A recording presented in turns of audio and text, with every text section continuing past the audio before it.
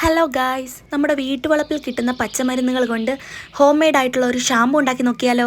Anti inflammatory, anti fungal, anti bacterial, anti oxidant സവിശേഷതകളുള്ള ആര്യവേപ്പിലയും എല്ലാവിധ ത്വക്ക് രോഗങ്ങൾക്കും പ്രതിവിധിയായ കറ്റാർ വാഴയും ഔഷധ സസ്യമായും പുണ്യസസ്യമായും എല്ലാ വീട്ടുമുറ്റത്തും അവൈലബിൾ ആയിട്ടുള്ള തുളസിയും ചർമ്മത്തിനും മുടിക്കും മുഖത്തിനും ഒരുപോലെ ഗുണകരമായ വൈറ്റമിൻ ഇ ക്യാപ്സ്യൂളും പനിയും കഫക്കെട്ടും വരെ തുരത്താൻ കഴിവുള്ള പനിക്കൂർക്കയിലയും ആവശ്യാനുസരണം എടുത്തോളുക. പിന്നെ മുടി കൊഴിച്ചിലിനും ഉഷ്ണരോഗങ്ങൾക്കും ഉത്തമമായ ചെമ്പരത്തിപ്പൂവ് കൂടി ഞാൻ എടുക്കുന്നുണ്ട്.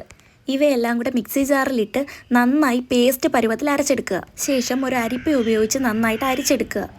വളരെ കുറച്ച് വെള്ളം ഒഴിച്ച് അരച്ചാൽ മതിയാകും. ഇനി ഈ കിട്ടിയ മിക്സ്ചർ നമ്മൾ അടുപ്പിൽ വെച്ച് നന്നായിട്ട് കുറുക്കിയെടുക്കണം. ക്ഷമ വേണം, സമയമെടുക്കും. നന്നായി തിള വന്നു കഴിഞ്ഞാൽ പിന്നെ ലോ ഫ്ലെയിമിലാക്കി വെക്കണം. പെട്ടെന്ന് പണി കഴിയാൻ ഹൈ ഫ്ലെയിം വെച്ചാൽ പണിപാളും. ഇപ്പം നന്നായിട്ട് കുറുകി വന്നിട്ടുണ്ട്. എനിക്ക് ഏകദേശം ഒരു 3/4 മണിക്കൂറോളം ആവശ്യം വന്നു. ശേഷം അതിലേക്ക് ചക്കിലാട്ടിയ വെളിച്ചെണ്ണ ഉണ്ടെങ്കിൽ ഒരടപ്പ് ഒഴിച്ചു കൊടുക്കാം. പിന്നെ ആൽമണ്ട് ഓയിൽ ലഭ്യമാണെങ്കിൽ അതും നല്ലതാണ്. ശേഷം ഫ്ലെയിം ഓഫ് ചെയ്യുക. ശേഷം അതിലേക്ക് 4-5 വൈറ്റമിൻ ഇ ക്യാപ്സ്യൂളുകൾ പൊട്ടിച്ചൊഴിക്കുക. വൈറ്റമിൻ ഇയുടെ ലിക്വിഡ് നമുക്ക് കടകളിൽ വാങ്ങാൻ കിട്ടും. അത് ഇതിലും യൂസ്ഫുൾ ആണ്.